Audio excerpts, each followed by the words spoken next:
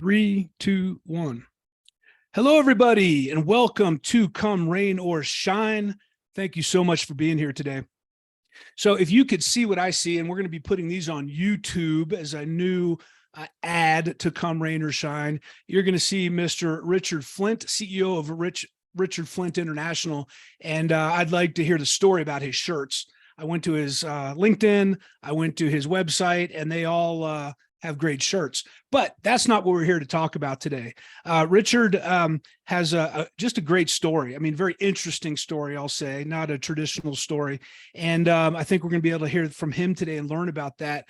And I think additionally, to really hear about some of the experience he's had through his life. And we're going to wrap up the podcast today to hear a little bit about a new business program he has just launched. So Richard, how are you today? Welcome to Come Rain or Shine.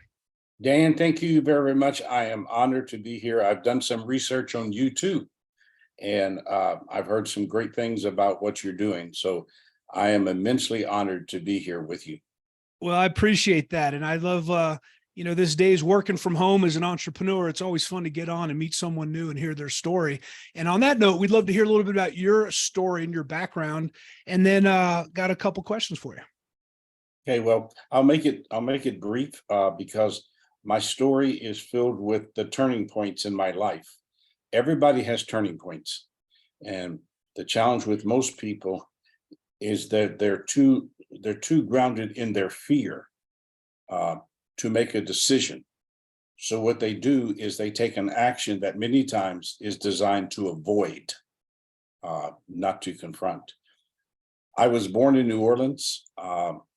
My mother was a prostitute, didn't want me. I was the result of a one-night stand she had with a guy. I was 2 weeks old when I was adopted into a home where my adopted mother didn't want me either because she was jealous of the relationship that my dad had with me. And from the age of 6, where my memories go back, Dan, to the age of 16, my mother used to tell me 3 things. And we know parents never lie. So whatever parents tell you have to be truth. And my mother would tell me that I was the stupidest kid she'd ever met in her life. I'd never amount to anything in life. And the one that would rip my heart out was the fact that she was sorry she ever adopted me. And her great day would be the day when I was no longer in her house. And when I was 16, we had moved from New Orleans to Ardmore, Oklahoma. And I found myself having to get a job because mom said I had to pay room and board. And I'd been 16 for 2 weeks, and I called my dad to come in front of the grocery store and pick me up where I was working. And my dad got out of the car, and when he stepped behind the car, I noticed that dad was carrying a suitcase. And he walked over to where I was standing, and I was informed that that night, my mother had made the decision that I could no longer live in her house. And with a hug, my dad told me, "Richard, don't ever forget, I love you very much." And then he actually ran back to the car, got in the car. And as he drove away inside me, my heart, Dan, was just trying to get out of my chest. And I was thinking, and I screamed down the street, "If you love me, how can you do this?" And there was a gentleman that was there that pulled me out of the street. I went downtown, got a room in a hotel for the night. When I got in that room, I never turned the lights on. I walked across the room and opened the window and sat down on that ledge for almost 2.5 hours, trying to decide, do I live or do I die? And I understand people who think about suicide. The only people who can ever commit suicide are people who realize, or they believe, if I'm not here, no one will ever miss me. And that's a really tough place to be in life. And I decided on that ledge, one of my turning points in life, if I jumped, my mother would win. And I wasn't about to give that lady that victory in my life. And that began to form a foundation that understood that no matter how dark life becomes, there is sunshine. But you can't go over in the corner and sit and wait for the clouds to disappear. You got to get up and create the pathway so you can find that brilliance in your life. Sophomore in college, I decided I had to confront my mom and dad because I believe, Dan, anything in life you don't confront, you validate. And this is one of the things that I see in so many businesses today. that people who call themselves the leader are not the leader, they're a participant. Because leaders communicate, leaders confront, and leaders lead. And so I made it to my mom and dad's house, which was 62 miles away. I got to their house. I ran to the front door because I knew if I walked, I would run back to my car because I was just terrified. My dad was the one who opened the wooden door, and there was a screen door between us. And when my dad saw me, he turned just as white as a sheet. Never bothered to unlock the screen door. He stepped through the screen door. And with one hug, my dad told me everything that he had pent up inside him. He literally carried me into the living room and realized that my mother wasn't there. And he called for my mom, who was in the kitchen fixing breakfast, to come see who was there. And when my mom walked in the doorway between the kitchen and the living room, and she saw me, she just stopped, never took her eyes off of me, took her right hand, reached around behind her, untied her apron, let it drop to the floor, took her left hand, reached over, picked up her purse, took out her car keys, walked out the back door, drove off. And I never saw her again.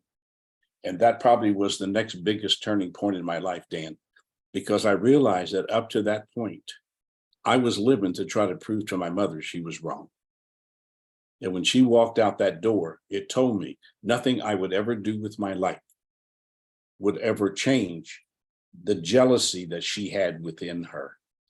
And so that day she freed me. And she freed me to understand I'm not stupid. She freed me to understand that I am lovable.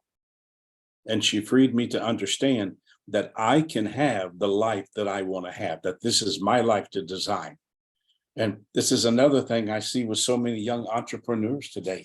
They feel like that they go into business and they have to prove that they can do it. And what they don't understand, every day that you and I live feeling we have to prove ourselves, we've given control of our life to someone else rather than us having control. And for 35 years now, I have traveled this globe from one end to the other, sharing my research and my insights with people. And when I started this journey, I made a commitment to myself and I made a commitment to God that every day that I had a chance to be a part of a life, no matter what form it's in, that I would want three things for people. I want people to be better, because most people settle for being average. And, you know, we talk about poor, average, good, and great, but there's another level beyond that. And that's the world of being exceptional. And exceptional to me is whenever you take the step beyond where other people stop. And that takes a tremendous foundation of belief, trust, and faith in yourself. I wanted people to be smarter. And by that, it was not about book knowledge. It was about trusting yourself enough to stand on your own 2 feet. I find one of the great weaknesses in a lot of people who call themselves a leader is that they can't think for themselves, because they don't have that solid foundation of belief, trust, and faith. So what happens? They may be the leader, but they give that away to other people rather than having the strength to stand in the midst of the changes in the terrain. And then the third thing I wanted for people, I want them to be stronger. I want them to be stronger within themselves. Dan, I get asked all the time, what percentage of people do you think ever use anything that you teach? 2%. 2%. And when I first started this journey, I knew that the world was waiting for me and I was going to change the world. But it didn't take long to realize most people are better at talking than they are at delivering. If you ask anyone who's been in my audience anywhere in the world, and you ask them, what do you remember about that guy? They'll tell you 3 words: behavior never lies. That the essence of truth is not what someone says, it's what they do. And one more little fact. If you could walk around my house here in South Florida, you'd find in 3 locations, there's a sticky note. And the same statement is on each of the sticky notes. And it simply says, somebody's going to need me today. And I spend my life every day preparing myself because I never know who it's going to be. I've had mornings when I've gotten up and the person that needed me was me.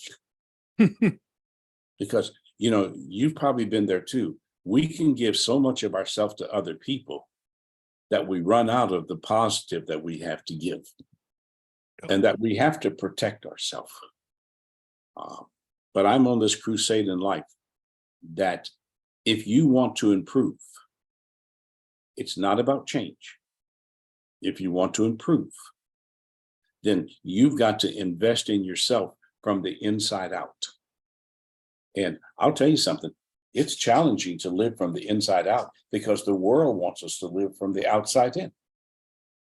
And the world today seems to be on this mission to take away our belief, our trust, and our faith in ourselves. And what happens when you have a leader that can't stand strong in that belief, that trust, and that faith? Then how do they live? They live in their doubt, their worry, and their uncertainty. Yep. And I'm seeing that grow. The doubt is growing, worry is growing, uncertainty is growing. COVID changed the way that people looked at their life. And they came to some realizations that many people don't want to face. I used to work on the staff of a mega church, and I ran the counseling division for the church. And I learned this in the counseling center. Most people want honesty as long as it's not honest. It's like this guy who told me, I want you to come and help me with my company, but I know you well enough that I'm wanting you to come, but you have to leave me alone because I'm not the issue. It's Right. my people. Right. And I told him, young man, you're talking to the wrong person, because I will first want to deal with you. But I'm driven every day, Dan. I live with my desire, my determination, and my discipline to every day prepare myself for whatever it is that comes my way. That's me in a nutshell. Well, I'll tell you, Richard, I could listen to you all day long. This is fantastic. And we're not going to get into it during the podcast, but we got a lot to talk about because my dad grew up in Ardmore, Oklahoma, and he was a Tiger. Really? Yeah. Ardmore High School. Ardmore High School, graduated from Ardmore High School, went to college in East Central in Ada. Yep. Yeah. So we'll talk more about that. I bet we know a couple people in common. But no, I think some of the things I want to point out for our listeners. You said there's so many gems here. Leaders if you don't confront something, you validate it. And this is something I had to learn in my career. I like harmony. I like everyone to get along. And I realized as I got further on in my leadership journey, if you're not willing to confront, you don't become a leader, don't become a parent, because that's you got to point these things out. And I think a lot of leaders think to themselves, well, it's awkward, it's uncomfortable, but what they don't realize, they care a lot about their direct reports, their employees, but they're doing a huge disservice to their employees if they don't confront them, because then you don't change the behaviors and you don't go ahead and you don't, get them to a point where they're going to be more successful in life. And I saw that happen at Disney, and I've seen it happen in companies we worked with. People said, it's been 20 years. People keep telling me I'm doing a good job. I'm not getting promoted. And it said, well, you probably haven't been confronted. People probably haven't told you some things you need to know. And that's a big danger. So I think you can't always rely on your boss to point that out to you. And so I think this idea of self-awareness, and that's something you kind of talked about here, is you have to recognize that and ask questions and push yourself. Where can I do better? Where can I make improvements? And a lot of times we like silence. Silence is nothing's wrong, and we keep moving along. And I think that's a very dangerous thing. Yeah. One of the words you used is harmony. One of the things that I try to get people to look at, both in business and in life, everybody wants to talk about balance. Dan, you'll never balance your life. Balance is impossible. And all the search for balance is to stress you out. And if we can remove the word balance and replace it with the word you mentioned, harmony, because harmony is an agenda of agreement, even in the midst of conflict or confusion. You can always find that connection of harmony. And harmony is what brings people together. Balance and many times is what creates confusion in people's lives. I was on a phone call before we came on with a young man, And he's talking, he says, Richard, he says, I'm just overwhelmed with all the stress in my life. He says, I got everything going on and I don't know how to balance all of this. And I said, well, stop. Stop trying to balance it. Find where you can connect it with a common agenda and with a commitment that's filled with conviction. There's a difference between making a commitment and making a commitment that's filled with conviction. And somehow we don't fully understand that. Yep. Yeah, it's I know everyone has a different take on balance. And one of the things for me is prioritization and sacrifice. And so this my listeners have heard me talk about this before, and you referred to this. Sometimes when you get up in the morning, the person who needs you is you. And I'm a huge fan of lead yourself first. Focus on yourself. Then you're a better person, you're a better parent, you're a better employee, you're a better boss. You can operate at a higher level when you take care of yourself first, and you can be there. You can listen to people. I think you're more empathetic, more compassionate, because you feel good about yourself. And to your point, a lot of people don't get that. It's I need to take care of everyone else first, and that's just not attainable, because over time, life is not a sprint; it's a marathon, and it's a series of marathons. And this idea that you have to be in it for the long term, I think being a little selfish, I think, is important. Well, I believe you live in a 4-room house. You have your business room, number one room of mental stress. You have your family room, number one room of emotional stress. You have a social room, which is your playroom. And then you have a personal room, which is your room of discovery. And when most people build their life, it goes in this order: business, family, social, and personal. But if you and I want to grow, and if your listeners want to grow, it has to be personal first, because I can't lead another person past the point where I am. Then my family room, because I got to have that support. That's where I can go when I'm weary and I'm tired and I can feel loved. Then the business room, and then the social room. A challenge today is people don't think they have time to play. And when you and I stop playing, we get old. That's right. That's right. So you have a concept. There's 3 kind of workers. So as we turn this a little more towards business: sponges, spectators, and camels. And I'd love to hear your story around that, because I think that's it caught my attention, and stories always are easy to remember and recall. So tell us about that. Well, sponges are your new people. They're the people who come, and when they walk in the front door of the company, they are eager. They want to learn. They're excited. And that excitement is a negative if it's not understood. Excitement is based in possibility. So I come, I'm excited because I see a possibility here. But if that possibility never happens, then I lose my excitement. And that's because so many companies promise the moon to a new person who comes, and then they don't deliver it. They promise training and they give it, but no one holds them accountable for the training. They're eager, they're excited, they're naive. And you know what? They can be the leader's greatest asset. But the challenge today is that if you give me 10 little sponges in an organization, and the average organization will lose 7 of them. And for every one you lose, it'll take 2 to replace them. And then you have your spectators, which are the enemy of the company. These are the people who come to work each day, not to work, but to watch. And I'll tell you something, they love to destroy the little sponges. I found a long time ago in working with companies, someone is going to be the leader. Someone is going to train the people. And most of the time, it's not leadership, because they're too busy fighting fires. They're too busy trying to motivate the company. They're so busy trying to take care of everything that they sacrifice. And you used that word a little while ago. They sacrifice their little sponges. And you can always tell these spectators, they have a negative attitude. And negative is not only words, it's the way you present yourself. They're never paid enough. They're always late for work. And they're not 10 to 15 minutes late. Our research said they're basically 3 to 6 minutes late. And I believe that all behavior has an agenda. And when they walk in late, everybody notices it. And we preach to these little sponges, hey, we want you to be on time. But they watch these spectators come in and no one says anything to them.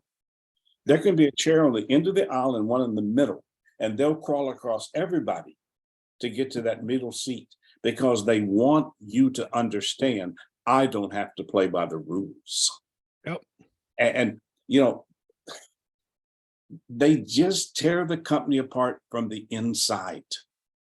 And our challenge today is that spectators make up somewhere between 85 to 90%.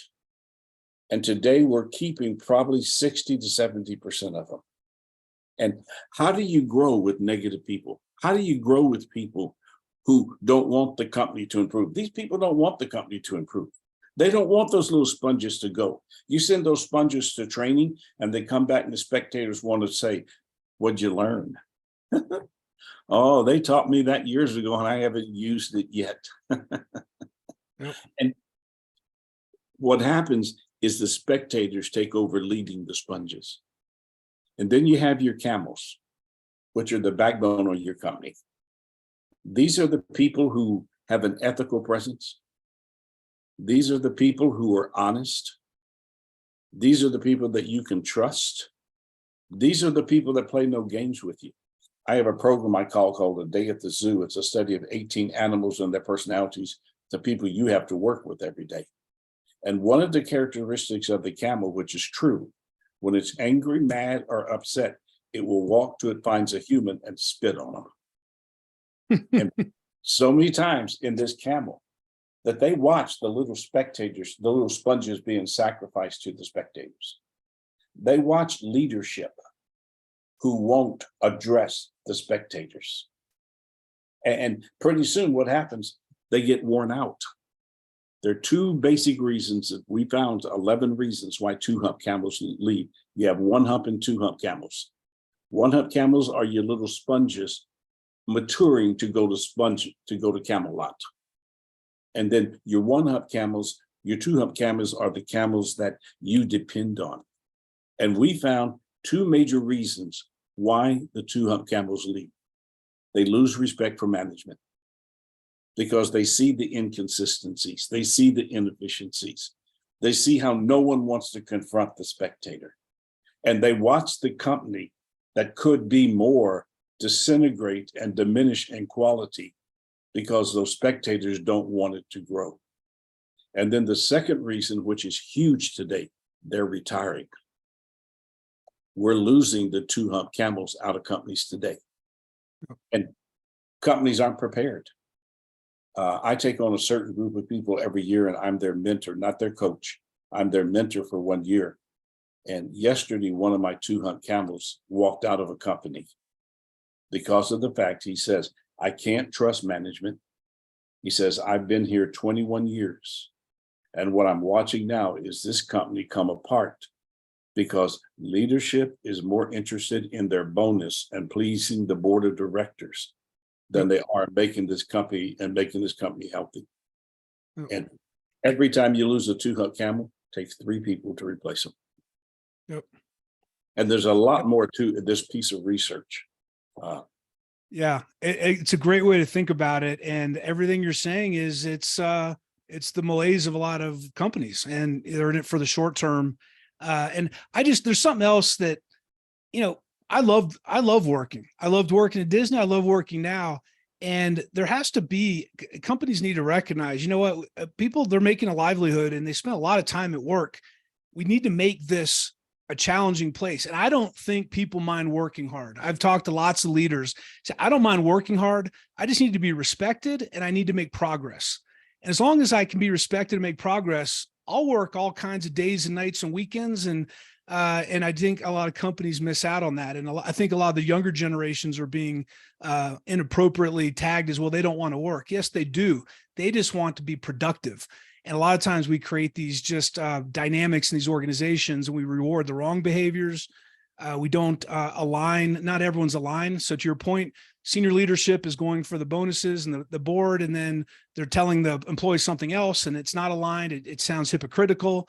There's a dissonance to it, and it really causes a lot of issues. So this is a big philosophical issue, but I think work should be a place where people are rewarded. They should come home and feel good about the day they put in. And if companies could focus on that and realize that it's not just about profitability, I think a lot of these companies would do a lot better. I have a tooth camera that I was working with in Phoenix, Arizona. And he told me one day, because the company in his department was struggling, and he had the solution. He knew exactly what he needed to do. So he went into his boss and explained to him the situation, the solution. And he said his boss just leaned back in his chair and looked at him and said, "You know what, Jeff, you're right. But if I do that, I have to go back to work, and I'm set to retire in a year. And I just don't want to work that hard." And the kid left. And he went to another company. To the point that you're talking about, what's missing today is not a work ethic. It is the lack of leadership that doesn't provide the environment where people feel valued and respected to give their best. Yep. And in doing that, what are we doing? We're increasing the herd of spectators, because spectators travel in herds.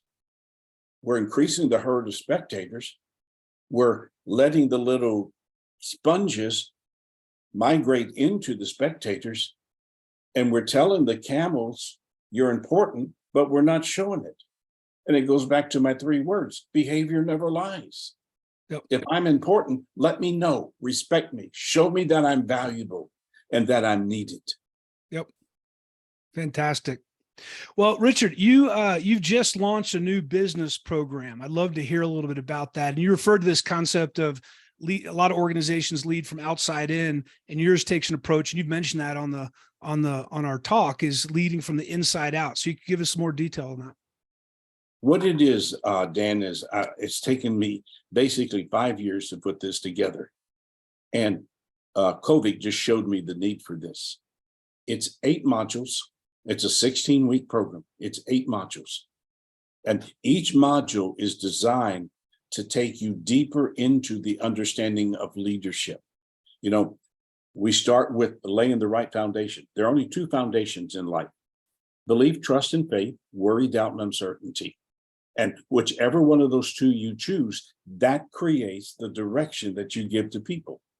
And then our second module deals with learning to find the harmony in the 4 rooms of your life, so that your life is in sync and we're not working against each other. And then we talk about what's the purpose of the business room, and we lay out, and it's so different for what other people talk about. And then the challenges. We have found some major challenges that are predominant in the business room that people will not address. So in here, we address them. And then we talk about the 4 things that makes a company dysfunctional. And when you step outside and you look at these 4 things, it's inconsistencies, inefficiencies, non-partnership people, and tired leadership. There's an epidemic in this country today, Dan, that we're not talking about. It's tiredness and fatigue. And people are just worn out today. And then we're going to talk about change. We're going to talk about creating my number 1 philosophy of life. And that is every day to work to create a positive presence that has presence when you're not present. How do you create that positive presence that I don't have to be there to have that presence? Most people don't understand that. And then we pull it all together and we give you the philosophies that you've got to bring to your life to be a leader, not a participant. And if people are interested, we have a website on this. It's called successhouse.co, not COM, but CO, successhouse.co. And go there and look at the video that's there. And then if you're interested, book a 30-minute call with me. And I mean, you don't have anything to lose. And I promise I'll challenge you. I'll challenge your thinking. If God's given me one gift, it's the ability to take what looks confusing to you and show you the process and the pathway to clarity. That's my gift in life. Well, I'll tell you, Richard, this has been really fantastic. I took a lot of notes here. I know our listeners did. Successhouse.co. We'll put that in the show notes. And any other links you have, Richard, we'll collect those and put those in the show notes. And as Richard said, if you want to reach out and have a conversation and talk to Richard live and challenge him and ask some questions, and it sounds like he's going to challenge you, go ahead and go to the website and make that call. So, Richard, really appreciate you being with us today. Thank you so much for sharing your wisdom. You're a great storyteller, and I really respect that. And I want to thank you for that. Thanks for being here. And everyone out there, as always, thank you so much for listening to Come Rain or Shine.